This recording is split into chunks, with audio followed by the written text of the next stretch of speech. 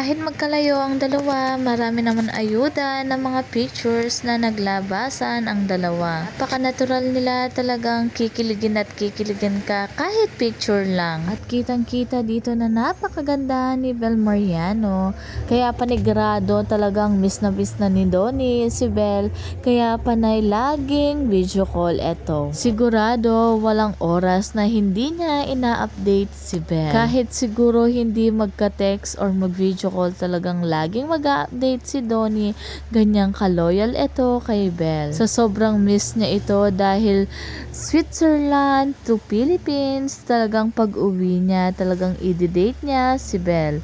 Or magkakasama sila sa paparating na New Year. Dahil nung 12 AM nga nung New Year ay talagang sinundo ni Donnie at nagpatulong pa siya sa kanyang kapatid at mga pinsan.